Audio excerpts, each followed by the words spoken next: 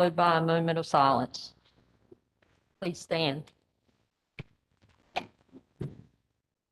Pledge allegiance to the flag of the United States of America and to the republic for which it stands, one nation, under God, indivisible, with liberty and justice for all.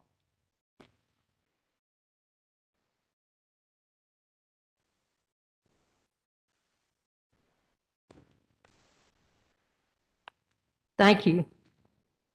Now the roll call, please, Ms. Sawyer.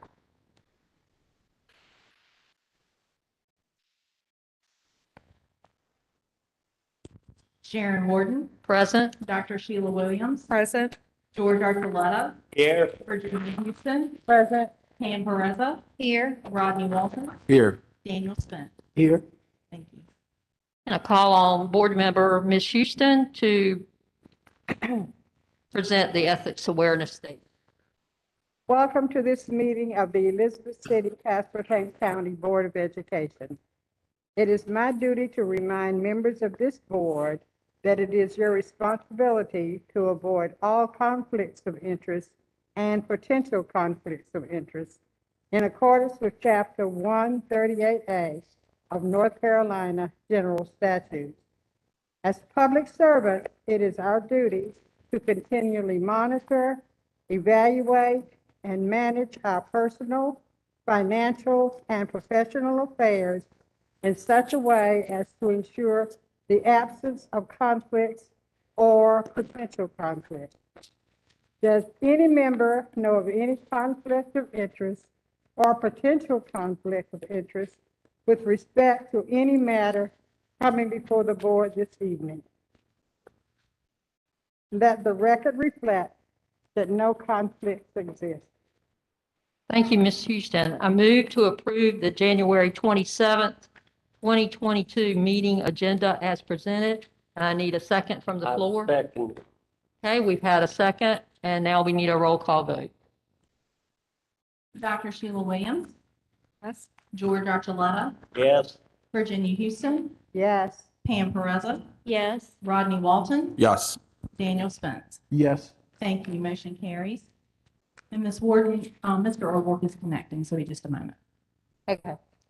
As I indicated via email, members, Mr. O'Rourke is going to join us virtually tonight to talk about our superintendent search. And I hope you guys are prepared to share any information that you would like to share regarding characteristics or traits that we are looking for as our next leader for Elizabeth City, Pasquotank County Schools. So with that said, Mr. O'Rourke, are you ready to go? Yes, ma'am, I'm here. Can everybody hear me? Yeah.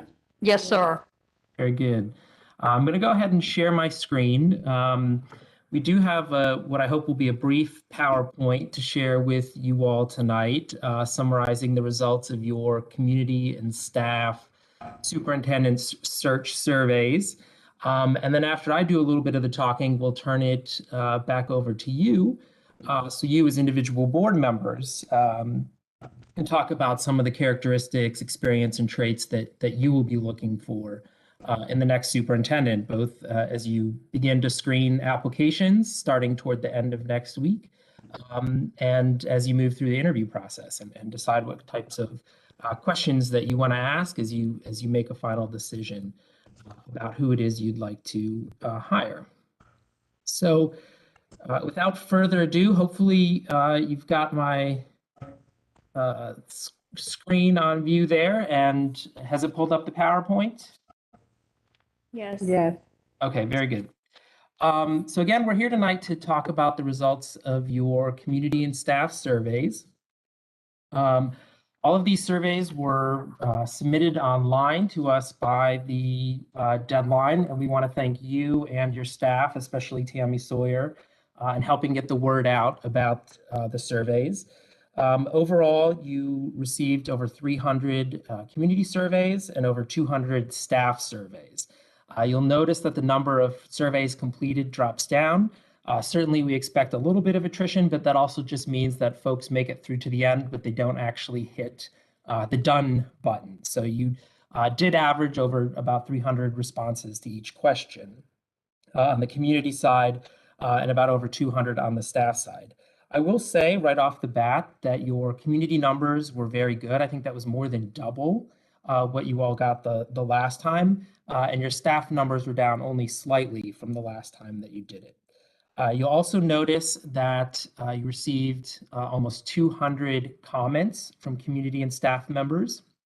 Again, at the end of the survey, there was an open comment box, and folks could type in, share whatever it is that they were thinking, whether there was information that they didn't feel came out elsewhere in the survey, or if there's something else that they wanted to share with the board about the process or about the next superintendent.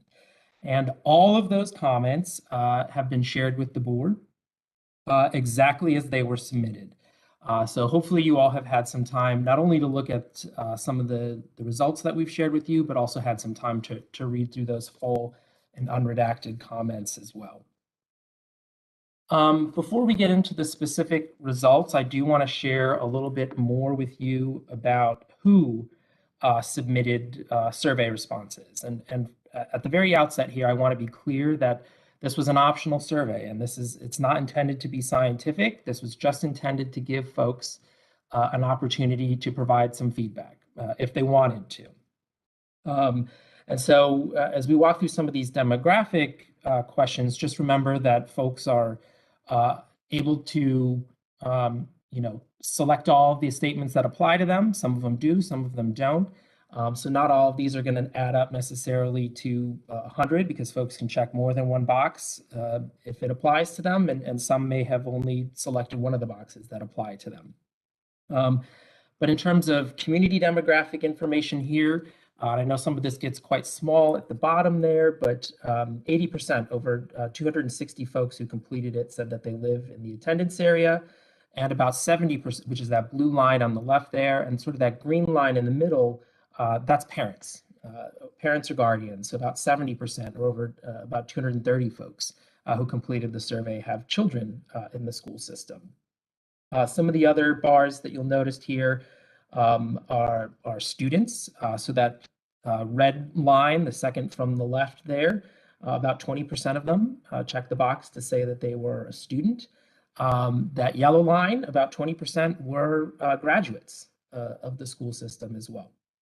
The purple line in there is the middle, is someone who lives in the attendance area perhaps, but doesn't have a school-age child in the system currently. The small yellow, or excuse me, the small orange line there are retirees, about 5%. Almost 10% that black line there represent a business in the community. No one checked the box for holding an elected political office. And on the far right-hand side, you've had about 3% who are active duty military. If they did check the box saying that they were a current student or they were a parent with children currently attending school in the system, we asked them to identify which grade level, and I think you'll generally find that this matches probably the demographics of your students and your schools generally. About 7% checked the box saying they had children in pre-K, although I suppose they could be, I highly doubt actually that it was a pre-K student who filled that out. So probably parents with children in pre-K. About 44%, or over 150 in elementary school, about 28%, almost 90 with children in middle school, and over 40%, about 130, who check the box to indicate that they're either a student or have children at the high school level. In terms of staff, again, they can select as many boxes as apply to them or select no boxes at all. Over 55% of the folks who submitted a staff survey were teachers, 14% school level support staff, about 10% were school level administrators, 9% district level support staff, about 3% were district level administrators, and 10% selected other. So that's just some basic demographic information about your staff. And then similarly, if they if they were at a specific school site, we asked them to identify where. And again, it's probably similar to your staff assignments in the district. You had about 6% At the pre-K level, 41%, in the elementary school level, 15%, middle school, 25%, high school, 9% in the central office, and again, about 6% selecting other. So again, that's just some general information about the community and staff members who completed the survey. Very briefly, before we get into the specific results, again, you chose the survey that listed, I think, 25 characteristics. And survey participants were asked to rate them on the scale of 1 to 5, with 1 not being not important at all and 5 being extremely important. And then we took all the results from your community, all the results from your staff, and calculated averages to come up with what are the top 10. And so for purposes of the PowerPoint tonight, we'll just focus on those top 10. But you, again, you have received the full, complete, raw data, a more detailed summary of all the results and all the characteristics all the way down 1 through 24. But just for purposes of your time tonight, we'll focus in on the top 10. So without further ado, in terms of the top 5 for your community, number 1 was understands how to provide safe environments for students and staff. You'll notice that was actually number 2 for your staff. For the community, number 2, knows how to get staff, students, parents, and community to work together to help children learn. You will notice that that was actually number 4 for your staff. Number 3 for community, communicates well with people of all races and socioeconomic status. It was actually number 1 for your staff.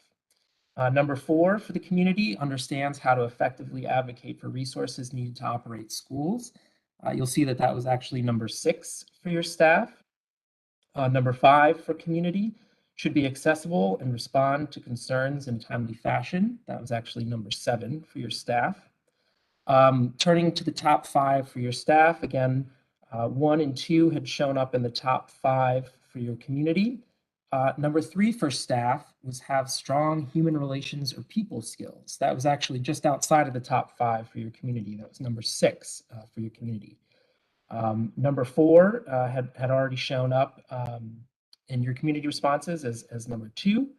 And number 5, and rounding out the top 5 for your staff, is communicates well with all community groups. That was actually number 10 for your community. And one thing that you'll notice as we round out the top 10 here is that 8 out of 10 were really very similar, just ranked slightly out of order. There were only 2 from each that didn't appear in the top 10, and we'll talk more about those in just a moment. Rounding out the top 10 for your community, number 6 was has strong human relations or people skills. Again, that was number 3 for your staff. Number 7, has ideas and approaches to improve graduation rates and prevent dropouts. That was actually number 16 for your staff. So that was one of the ones that fell out of the top 10 for your staff, but was number 7 for your community. Number 8 for community, understands school finance, budgets, and business management. That was also just out of the top 10. That was actually number 12 for your staff. Number 9, has ideas and approaches to close achievement gaps. You'll see that that's number 10 for your staff. And number 10 for community, communicates well with all community groups. Again, that was number 5 for your staff. So again, 8 out of the 10 of the characteristics under the community survey were also in the top 10 for your staff. Looking at the rounding out the top 10 for your staff, again, number 6 and 7 showed up as 4 and 5 respectively for the community. Number 8 for staff, supports firm discipline in schools. So that was actually number 17 for your community. Number 9 for staff, understands how to and is able to effectively delegate authority. That makes sense for employees for that to be in the top 10. That was just outside of the top 10, however, for a community, that was number 12 for them. And again, for staff, number 10, has ideas and approaches to close achievement gaps. That was actually just number 9. One thing that I think has come up in some of your conversations previously when we were meeting to do the vacancy announcement and initially was, and one thing that I thought was kind of interesting is if you look at the some of the things that didn't show up in these top 10, but if you take a closer look at the full detailed responses that we provided you with, as well as that complete summary that goes 1 through 24, is some of the ones that show up at the very bottom, and for both your community and staff. And those are more the experience characteristics. So previous experience as a superintendent was very, very low for both community and staff.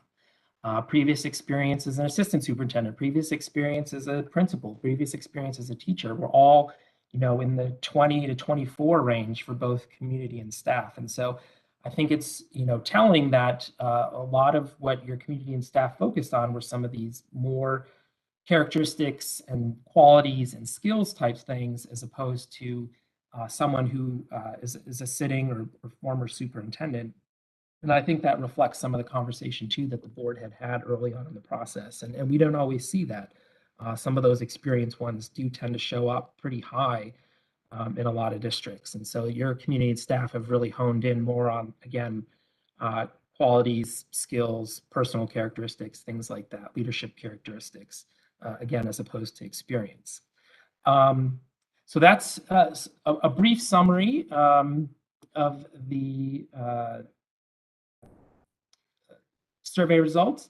I'm going to try to stop sharing my screen here. Hopefully I don't hang up. And then I'm going to turn it over to the board to give each of you individually an opportunity to walk through some of the characteristics, experience, and skills that you would like to look for in the new superintendent. Again, as you look at applications starting toward the end of next week, and as you move forward with interviews shortly after. And I will be taking some notes here, and so we will compile all of this for you all to continue to review as you go through the process. And so we just really like to turn it over to you to focus on that conversation as a board. Okay, I thought that we just do kind of a round robin type thing, go around the table, everyone share a couple of things that you jotted down as characteristics or particular things that you're looking for in a candidate. So is there anyone burning to share at this time, or do we just want to start with our co-chair, our vice chair? Dr. Williams, you have anything?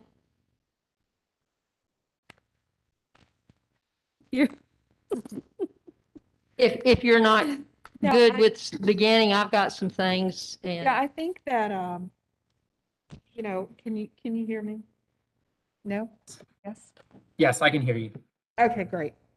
I think that we're certainly all looking for someone with leadership, strong leadership, which comes with experience. And I think certainly having someone who's proven themselves as a leader, having worked as an administrator and has been successful with that certainly will be a plus for our district. And certainly, I think we all want someone who will come in being a mover, shaker, not just someone who's coming to this beautiful area to retire. And but someone who's willing to put in the work. Just reading the comments, we know we can see with the community and within those that work within the district what they are looking for. So that's just what's standing out with me right now, in addition to other things. okay, thank you. Mr. Archuleta. Yes, mine will be more of a statement because what I was jotted down is already down here, and that is number 1 and 3.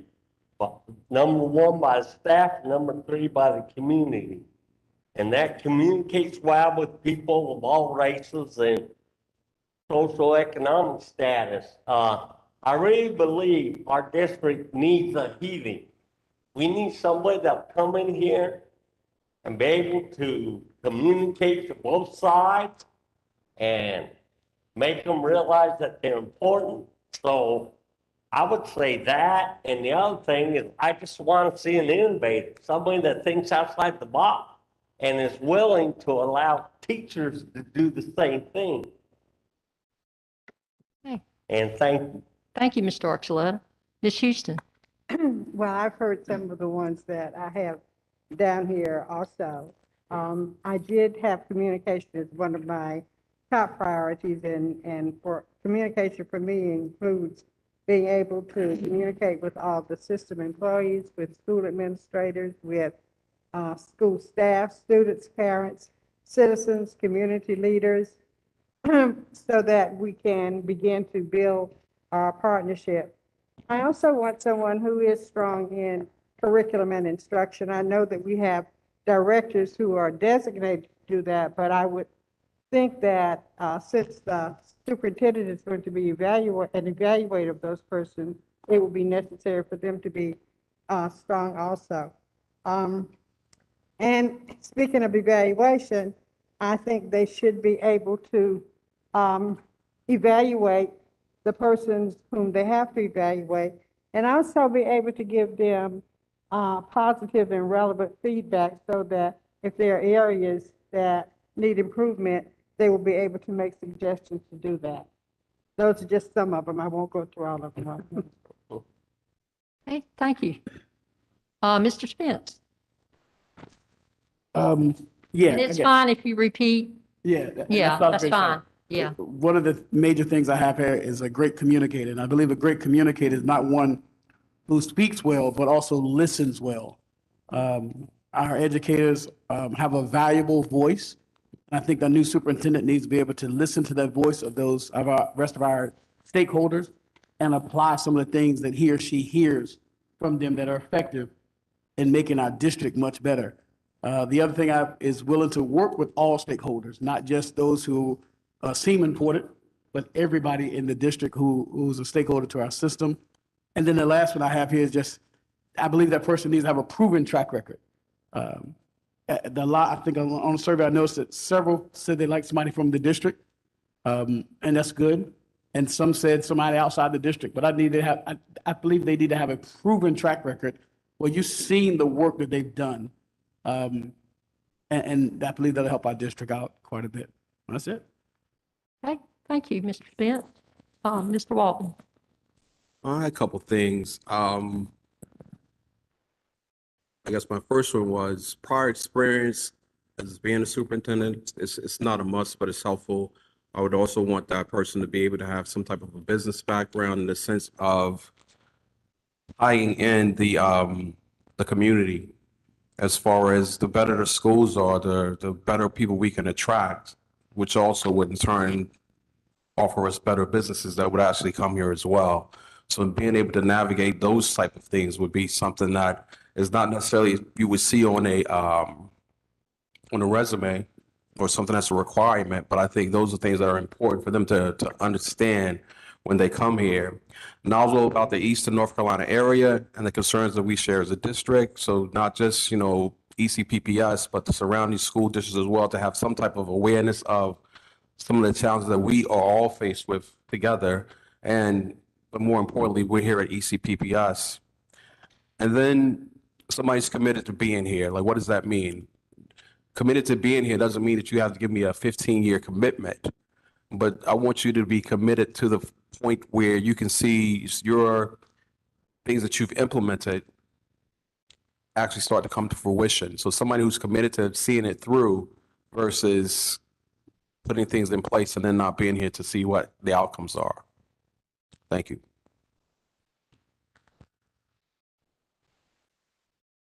Ms. Perez? Thank you, Mr. Walton.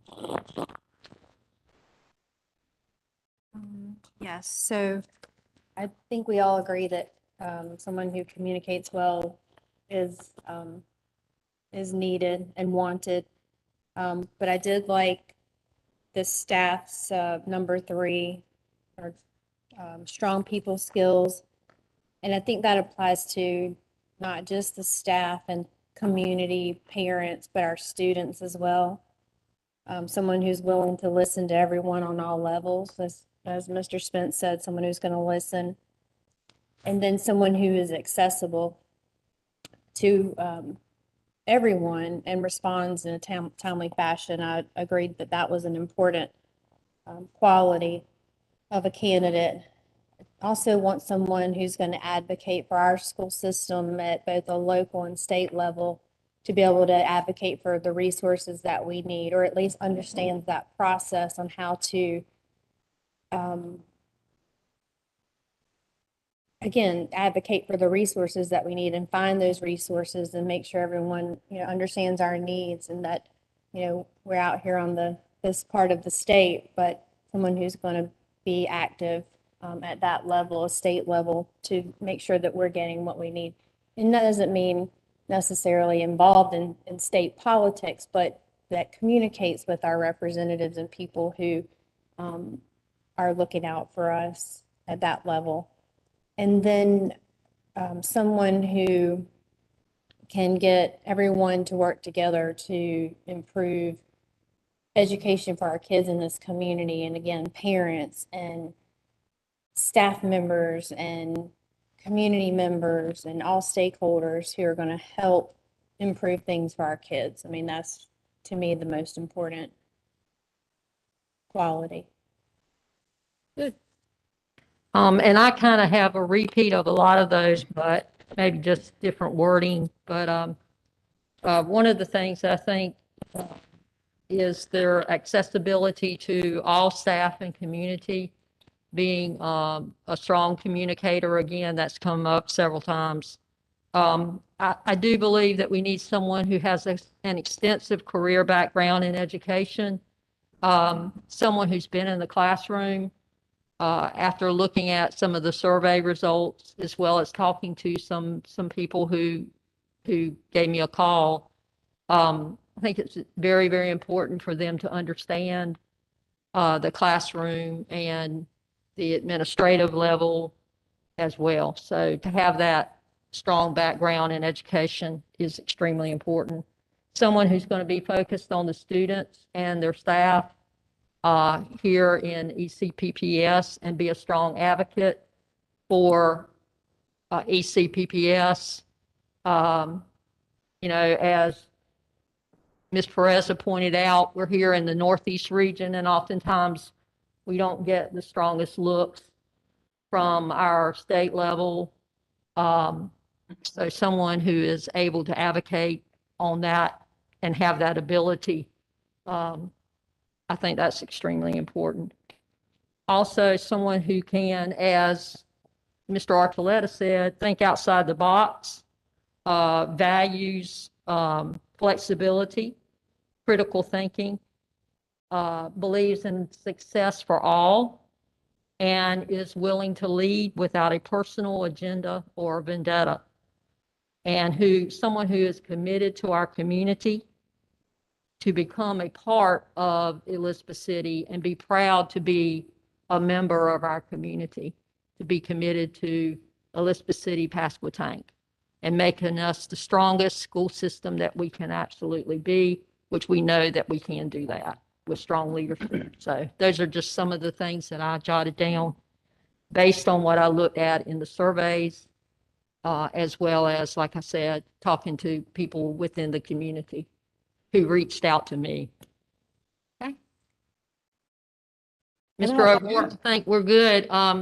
Ms. Houston, did you want to add something else? I was just going to say that when we talk about being a strong advocate, we need someone who's going to come in here and believe that even though we are good, that we can be much, much, much better.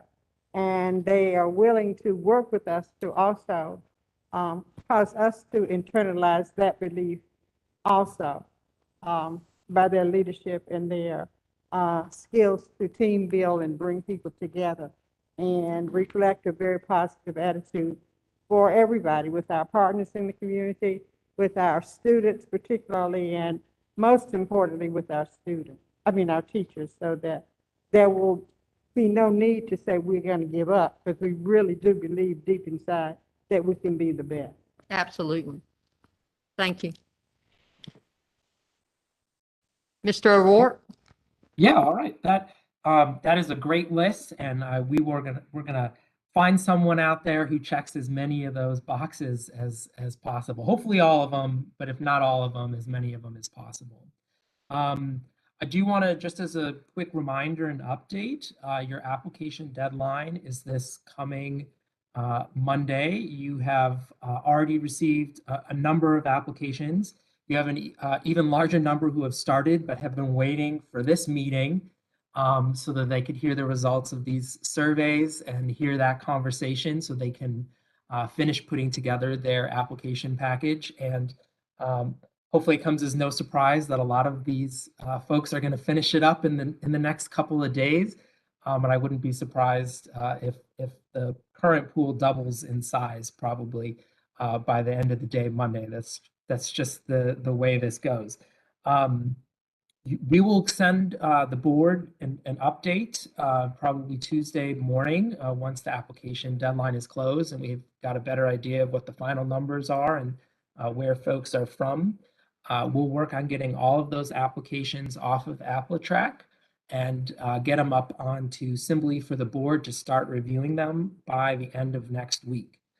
So we're going to do a pretty quick turnaround after the deadline on Monday night.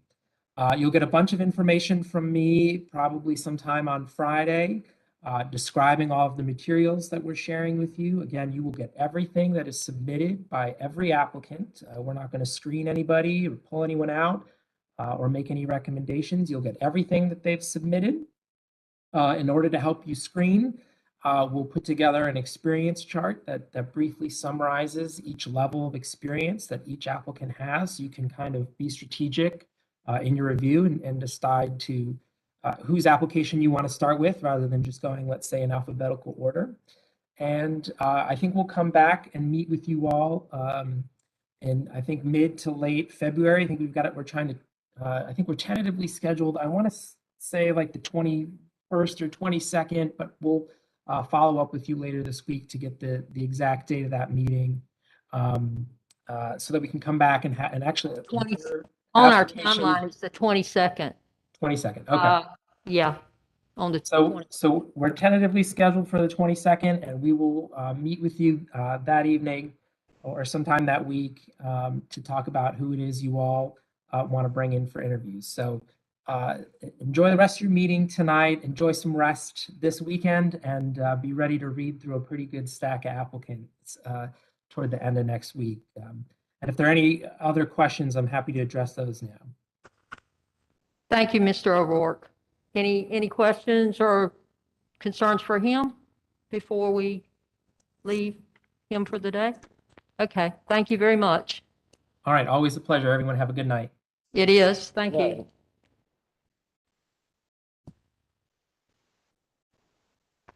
Okay, now we're going to turn it over to Dr. Ingram, who is also joining us virtually for his report. Dr. Ingram. Thank you, Chair Warden. Can everybody hear me? Yes. Okay, good. Glad to do that. Want to make sure my voice modulation is right. First, I would like to commend and thank our board members for your service and in recognition of School Board Appreciation Month. January of every year is when we do that. What you said tonight,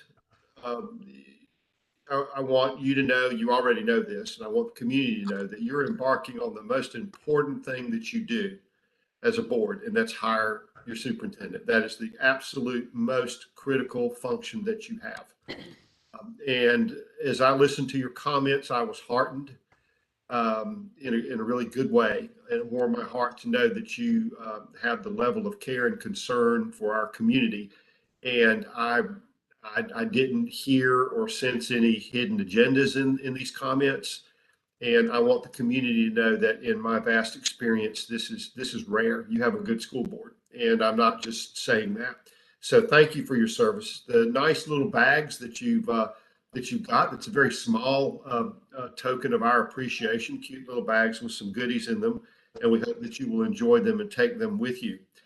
Secondly, I would like to apologize to each of you for having to postpone this afternoon's professional development session.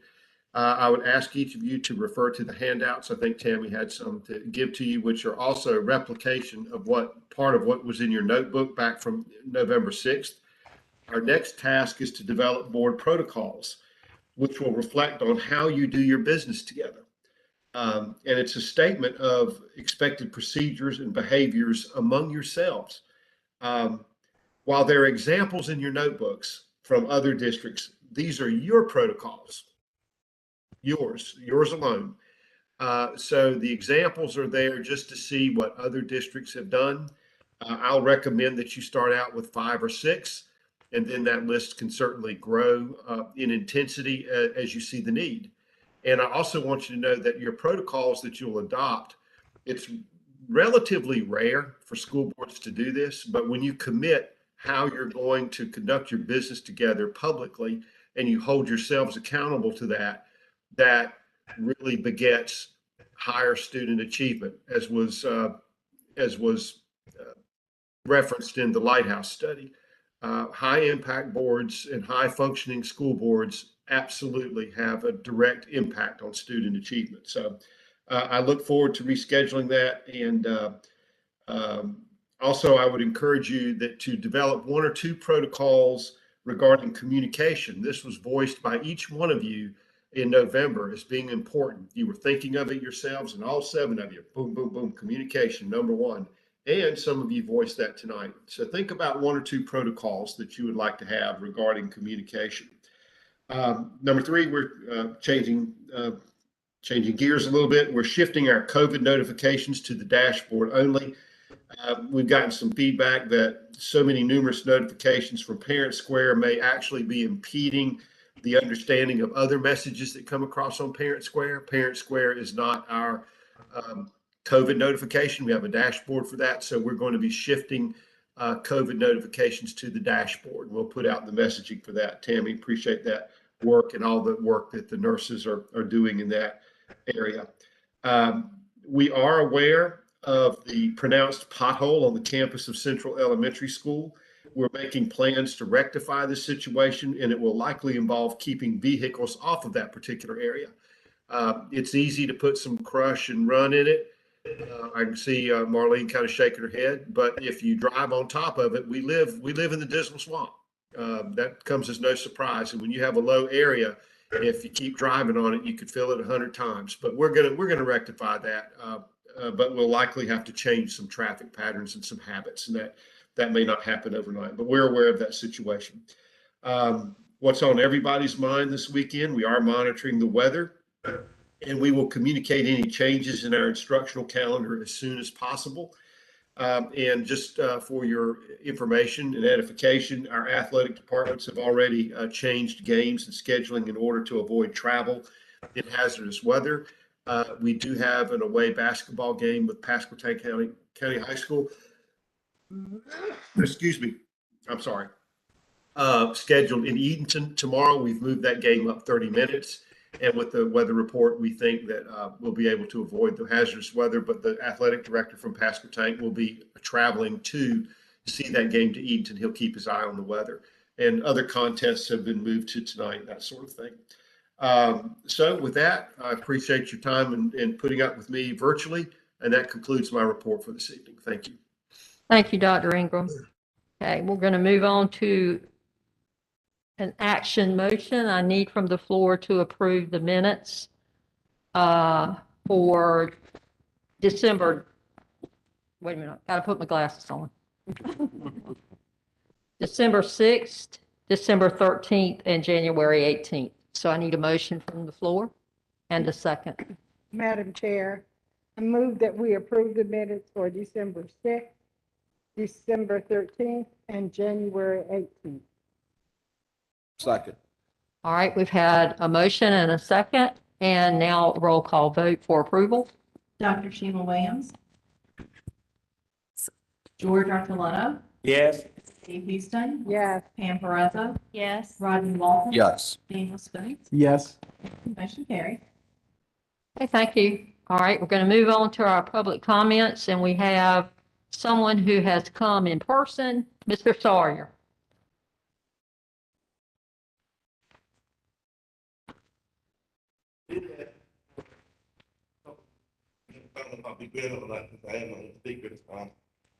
I would like to start by asking everyone in this room when you go home tonight, pray for the Mike Harris family. He was my football coach, 1984, 1985. And he passed away over the years. Keep his family in mind. Also, a man across the other side of the bridge, Mr. Shelby Mansfield, I think y'all know him. He was the baseball coach at COA for a long time and took him to the Final Four back in '71. And one of my best friends, Ray Stokes, was on that team. They ended up losing to a team that, I'm trying to think of his name, but they lost, they were fourth in the country. Shelby was the coach there. So we lost two great coaches.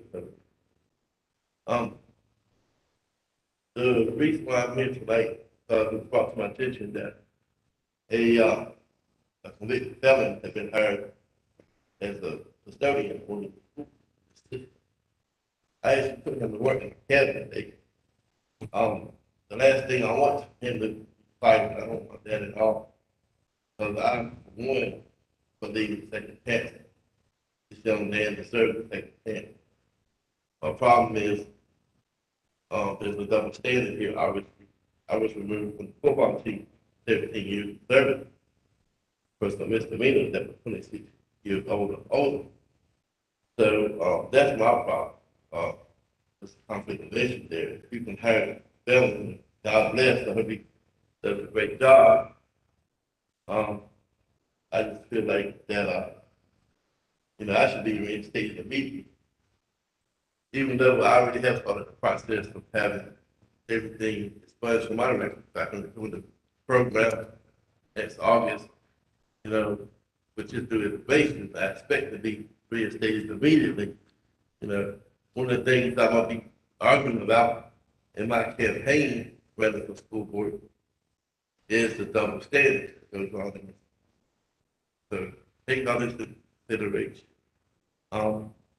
I've also, in the last 10 months, in my fight to get back on the sideline, have received many emails, letters, phone calls from the school spokesperson, our last intern superintendent, our very own board chair, and even the school attorney, basically all in their own words, telling me to shut up and give up. Well, as we approach Black History Month next month, this is coming off of Dr. Martin Luther King's birthday Monday, I'm sitting in the house watching a lot of his speeches. And one of the things that Dr. King talked about over and over again during his civil rights movement was, our lives begin to end the moment we become silent. I'm going to repeat that again for the ones that don't want to hear that. Our lives begin to end the moment we become silent. So, I'm 53. I hope my life don't end anytime soon. So I don't plan on becoming silent. As I said before, I would like to be reinstated immediately tonight based on these facts that I'm giving you. I want to put this behind me so I can concentrate on running for the school board seat. Change is always good. We got a new superintendent coming in. If they can find one that'll set the job. But we also need changes internally as well. And there's nothing wrong with change. And hopefully I can oust one of these two I'm running against. I got a lot of backing behind me. Got the Lord behind me. I really don't need a whole lot of things other than voters to listen to. I don't have a whole bunch of degrees hanging on my wall. I'm just a nobody that drives the cab every day on what I meant. Mr. Sawyer, Yeah, you give it to me my time, so hopefully I Yeah. can tell you that in June. But I want to thank y'all for your time. And just remember the words of the late Dr. Martin Luther King, y'all. And God bless all of y'all. Again, keep Mike Harris' family and Shelby Mansfield family in y'all prayer at this difficult moment. God bless y'all. thank you, Mr. Sawyer.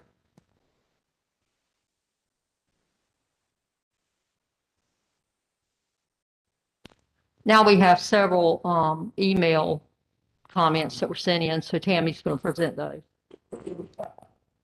Good evening, Board Chair, Board and Vice Chair, Dr. Williams, and Board members. So we did have 3 comments that were emailed in for this evening. The first is from Heather Perkins. ECPPS board members, I would like for the giant mud pit at Central Elementary School to be fixed. It has been an ongoing problem for at least 3 years. It is unacceptable at this point. It is not okay for parents to be forced to drive through this every day just to pick up, drop off their kids at school. I voiced my concerns to Mr. Drew about this in February of 2020, but nothing has been done. I am happy to speak with anyone necessary to work on a solution for this. I would also like reassurance that all board members will see the attached picture to witness the severity of the situation. Picture was taken January 25th, 2022 at 2:54 p.m. And you all have received the photo. The next one is from Cassie Harwood. Hello, here is my question. How much longer are our kids going to have to be masked? I believe it should be up to the parents to send their kids to school in masks. I know I'm not the only one dealing with a kid that doesn't want to go to school because he has to sit in a mask all day. Enough is enough. Give our kids some normalcy. We are seriously thinking about withdrawing from the school district because this is getting ridiculous. How many more years of masks are our kids going to have to endure? Thank you, Cassie Harwood. Last one is from Sheila Worley. When are you going to get these masks off of our children? There is no science behind it. We are fed up. Thank you.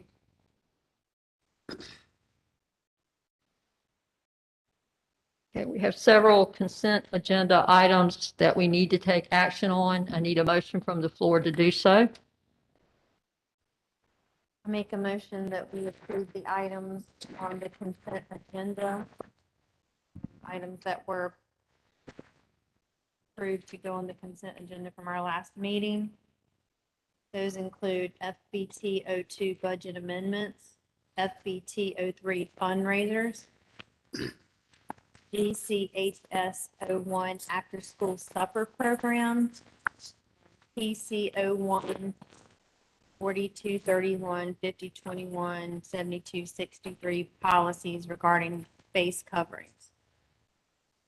I'll second. I'd like to ask a Okay. question. I'd like to ask a question.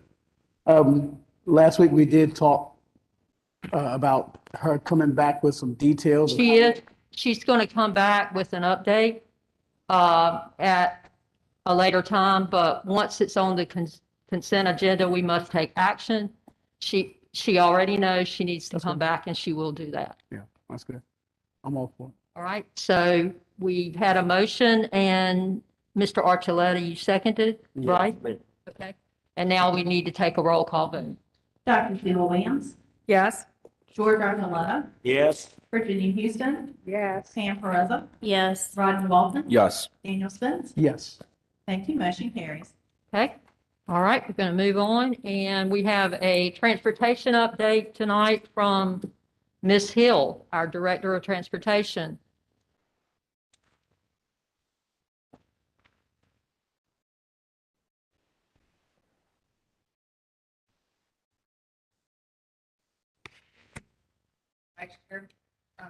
Chair Warden, Vice Chair Dr. Sheila Williams, Superintendent Ingram, and all of you colleagues and board members that are here tonight.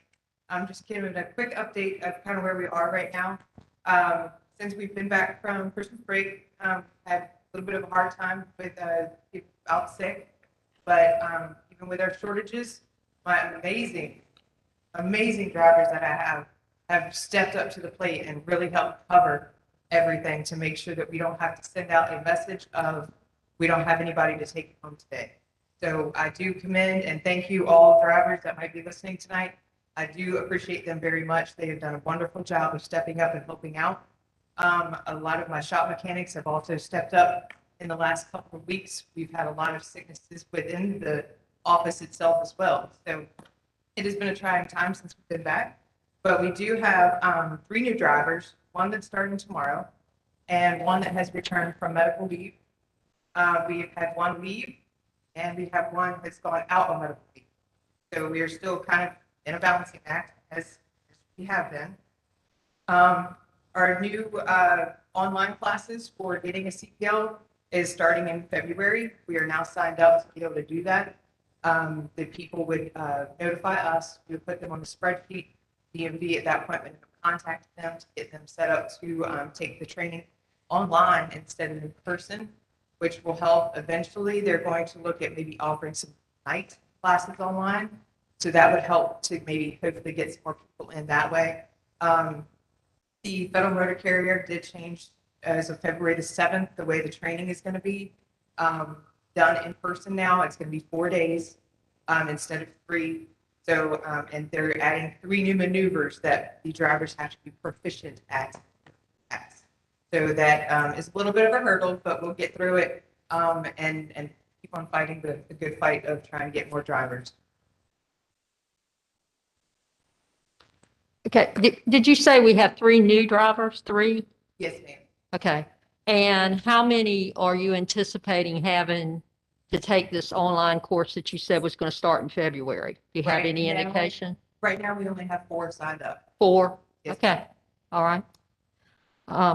Any other questions for Ms. Hill? I just would like to make a comment if I could. I've always said it. I want to thank all our directors, you, Ms. Hill, and maintenance and kitchen and nutrition and everybody from our central office. I want to thank you all during this time. Because I think it has been prime time for you all. Thank you.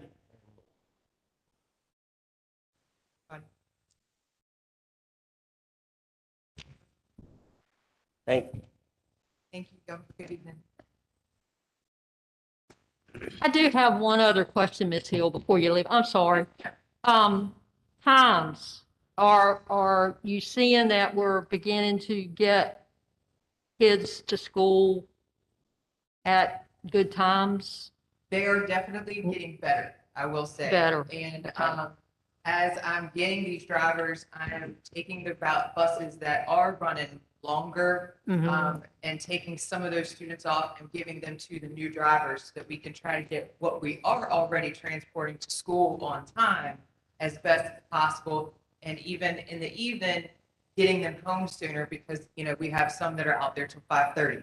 Right. So we're trying, you know, we actually have the ones that are getting off at 5:30. We have already got a route plan that starts Monday afternoon. So they should be done and home by 5 o'clock at the latest now. Okay. Thank you, Ms. Hill. Yes, ma'am.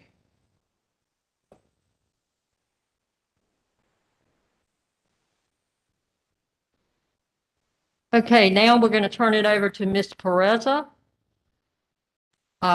She's going to talk about the student representation, the Yes. documents that they gave us to look at. Yes, so I gave you all the rough draft of the policy that would outline how we will go about appointing student board members. I did ask that you all read over those documents. There's an application and a policy for you guys to look over. Wanted to see if you had any questions about those documents this evening. I will let you know that we have scheduled a meeting for next Friday with the principals of the early college, Pasquotank County High School and Northeastern High School. That will be next Friday at 12 o'clock. It will be a WebEx and hopefully a brief meeting so as not to take up a lot of their time.